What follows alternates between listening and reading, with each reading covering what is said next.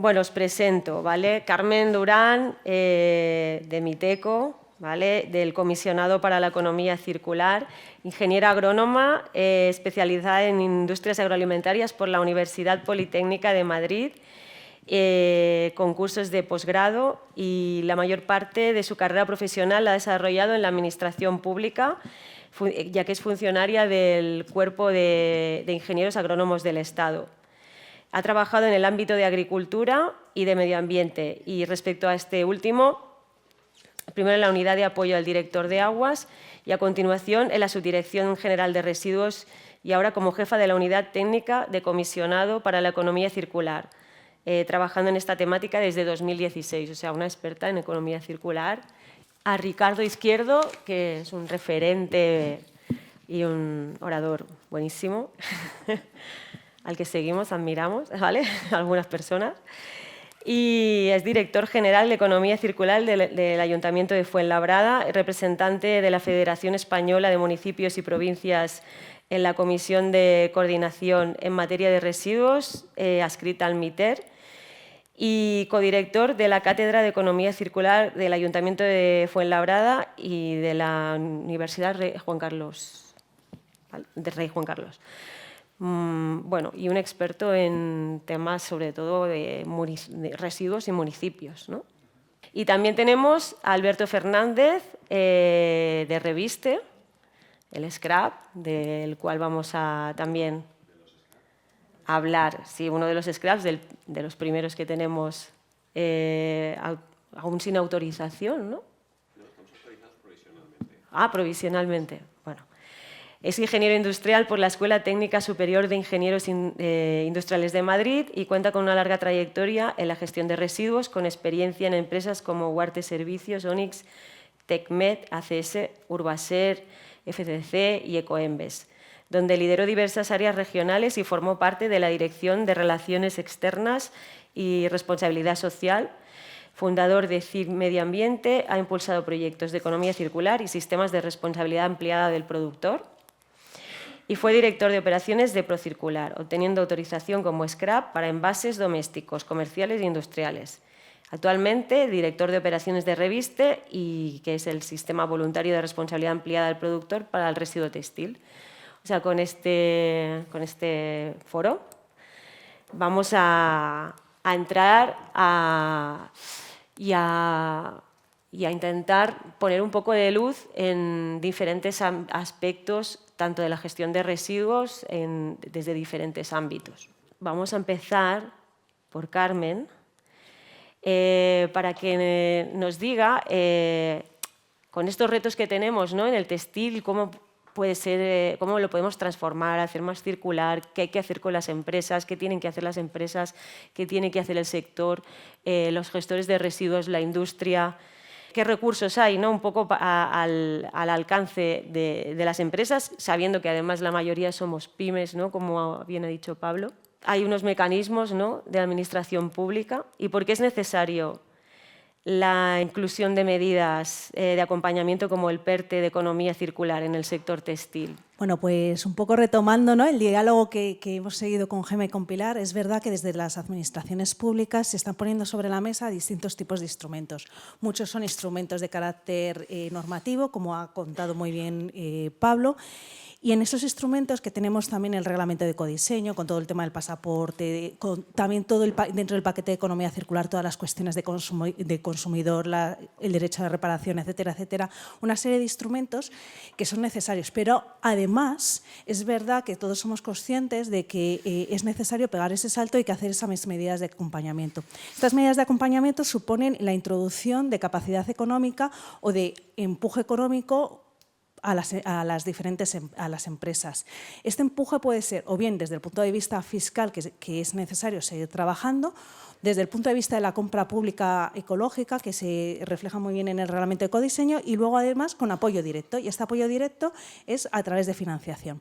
La suerte que hemos tenido es la disposición de estos fondos del Next Generation, que nos ha permitido el crear unos planes de programas de subvenciones de ayudas, como es el caso de los diferentes PERTEs, que simplemente son proyectos de comunicación de grandes sumas de dinero. Y en este caso, pues nosotros teníamos casi 500 millones de euros solo para empresas privadas. Aparte, tenemos luego después toda la parte que acompaña a las administraciones territoriales.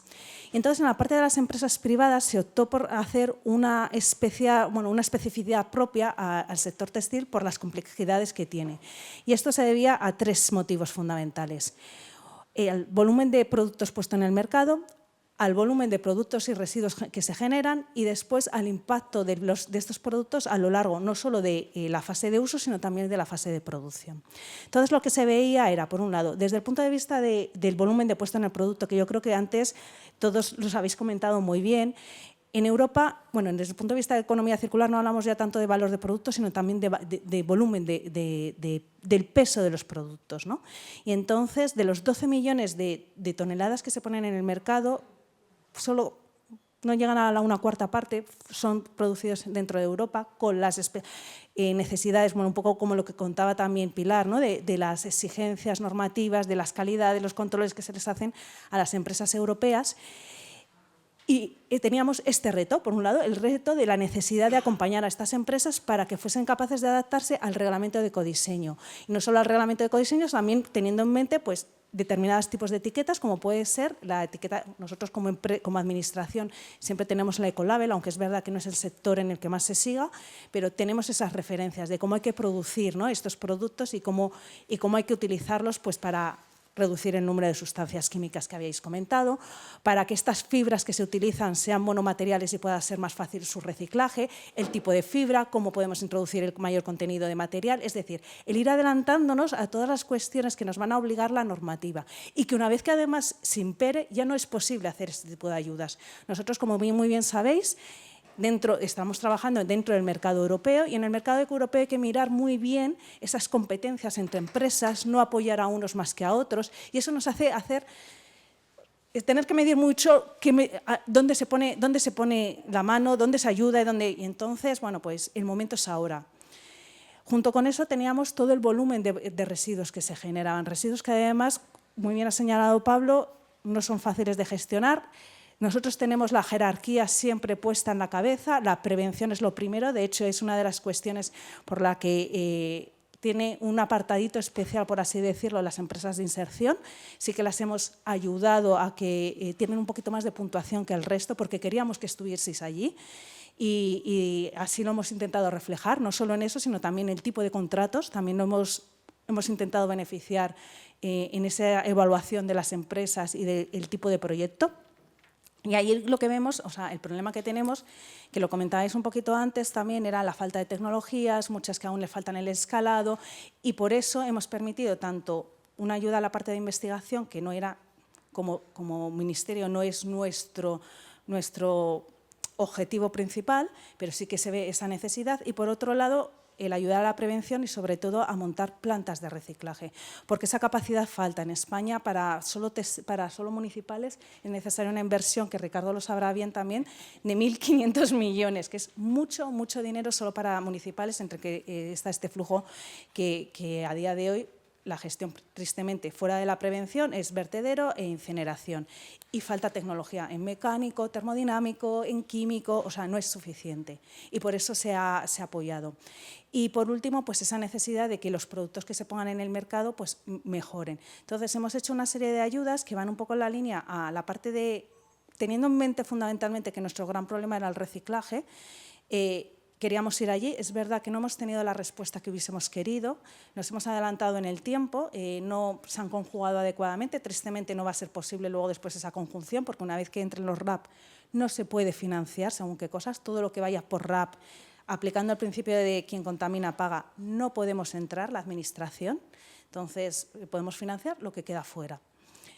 Y con lo que quede fuera, además, de las RAP, de lo que venga a venir, por si al final el Circular Economy Act regula o no, qué elementos hemos hecho cada país de qué es lo que debe financiar una RAP.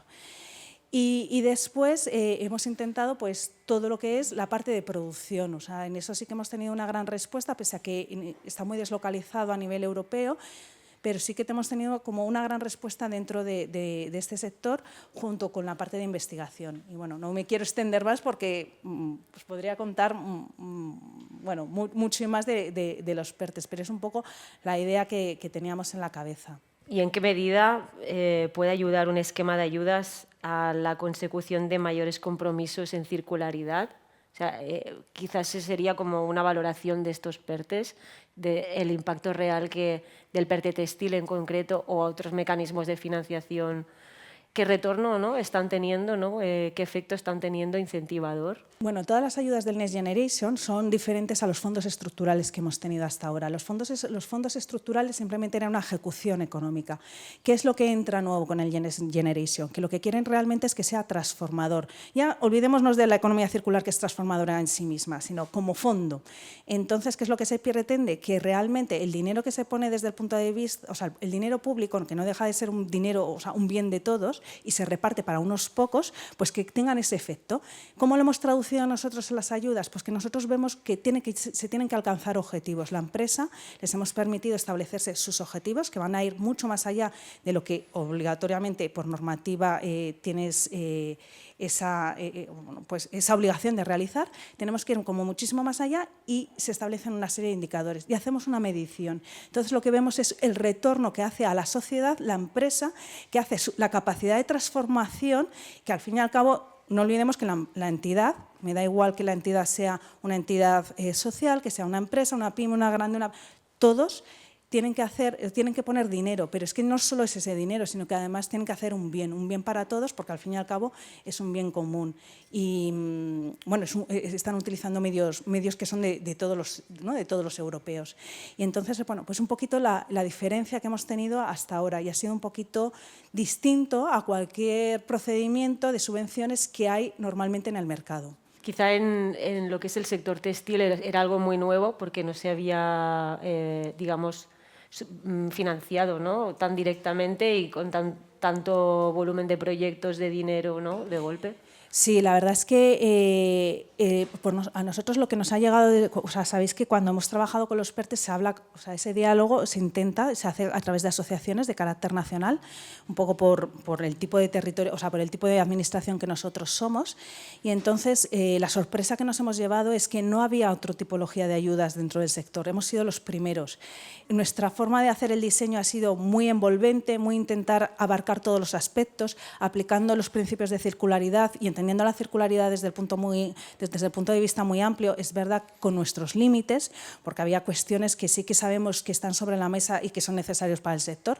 Por ejemplo, todo el tratamiento de aguas, toda la depuración dentro de la propia planta antes de que se produzca, bueno, pues antes de llevarlo a los sistemas de los polígonos o de las administraciones locales, etcétera, etcétera. En eso no nos hemos incluido, o sea, no nos hemos incorporado porque no formaba parte de nuestra razón de ser. Pero sí que ha sido la sorpresa de encontrarnos que faltaba ese apoyo, que antes comentaba un poquito también yo creo que Pilar, y que hemos intentado darlo desde esta perspectiva de la circularidad y con esa ambiente, o sea, con esa perspectiva tan amplia de aparcando todas las cuestiones sociales, cuestiones de integración, cuestiones de tipología de empresa, intentando ir desde el inicio de la parte de ecodiseño hasta la gestión del residuo. Y en algunos puntos hemos tenido más éxito que en otros. Desde la parte que intentamos aplicar, ¿no?, solamente un poco para abrir un poco el debate, quizás en concreto en el caso del PERTE textil hemos encontrado algunas dificultades a nivel administrativa, sobre todo las pymes, las empresas más pequeñas o medianas, también por el requisito mínimo, ¿no?, de presupuesto, de inversión que a veces implicaba algunos proyectos. Esto lo hemos trasladado, lo seguiremos trasladando y no sé si os ha llegado por algún... Nos ha llegado por montones de sitios. O sea, nosotros para que los procedimientos que sepáis, o sea, hay un diálogo, después llega, a diferencia de las ayudas que eso nunca pasaba antes, hay una información pública y nos ha sido y entonces me gustaría explicar un poquito cuál era la razón de esa inversión de base. Es una inversión que realmente nosotros estábamos pensando en el problema que tenemos de reciclaje, que es muy importante, porque es verdad, aunque la jerarquía de residuos lo primero es la prevención, pero todos sabemos que es necesario hacer un reciclaje y que además la problemática que tenemos es que al mismo tiempo se ha reforzado el reglamento de traslados de residuos, con lo cual cada vez va a ser más difícil transportar residuos a terceros países porque lo que no se quiere trasladar es la problemática que debemos de resolver en Europa, la resolvamos en terceros países que no tienen esa capacidad. Entonces, el problema del textil va a ser mayor porque tenemos un volumen de productos, como muy bien habéis dicho, de otros países con otras sensibilidades diferentes y que es necesario pues abarcar un punto que es el reciclaje, aunque deberíamos trabajar más en la prevención, pero es un punto débil de nuestra cadena. Entonces estaba pensado para esa capacidad de transformación. Las plantas de reciclaje son plantas que montadas desde cero, independientemente del escalado, necesitan unas ayudas muy elevadas. Nuestras ayudas, para que quien no lo sepa, empezábamos en el caso de textil a partir de 100.000 euros y llegábamos a 10 millones. 10 millones no eran suficientes, para que os hagáis una idea. Por eso permitíamos también la agrupación y buscábamos que en esa agrupación interviniesen las distintas tipologías de entidades, sabiendo que además están las pequeñitas y que no tenían esa capacidad económica, que fuesen muy de la mano de las grandes para que el socio, el inversor fuese la empresa grande. Y el know-how, esa capacidad de pensar, lo dice también la pequeñita, y buscar que estuviesen en igualdad de condiciones, no que la grande se comiese a la chiquitita. Entonces, impartíamos de esa cantidad. Es verdad que para determinados tipos de proyectos dentro del mundo de la producción, dentro quizá también del mundo de la prevención, 100.000 era mucho dinero. En otros habíamos bajado la cantidad, estábamos en 150, pero es verdad que, pues que tendremos que volver a pensar si es necesario seguir bajando, teniendo la dualidad de la necesidad, por un lado, de plantas de reciclaje con unas cantidades ingentes de inversión, con las pequeñitas, que bueno, es otro panorama diferente y que tenemos que aunar todas las necesidades de todos en un único documento. Muy bien. En el ámbito del residuo vamos a hacer preguntas a Alberto de Reviste. ¿Qué grado de responsabilidad tienen los distintos actores clave en la generación y gestión de los residuos textiles? Es una muy amplia, ¿eh? ¿Quién manda aquí? A ver. ¿Quién es el malo? ¿Quién es el malo y quién manda? Cada uno de vosotros estaréis pensando quién es el malo y cada uno de vosotros tenéis clarísimo quién es el malo. El malo es las empresas que inundan de moda rápida los mercados. Ya tenemos ahí un malo. Y hay otro malo que es la publicidad que nos invade y nos hace comprar en estos señores que nos venden. Otro malo distinto. Y el tercer malo es el que va a comprarlo porque vivimos una sociedad alienada y entonces no nos produce satisfacción ni felicidad en nuestra vida porque trabajamos mucho, las relaciones de pareja son difíciles, nuestros hijos son unos capullos, el mío por lo menos, y entonces vamos a comprar para que se nos genere cierto cortisol y estar un poquito felices. Ese que soy yo, ese no es el malo.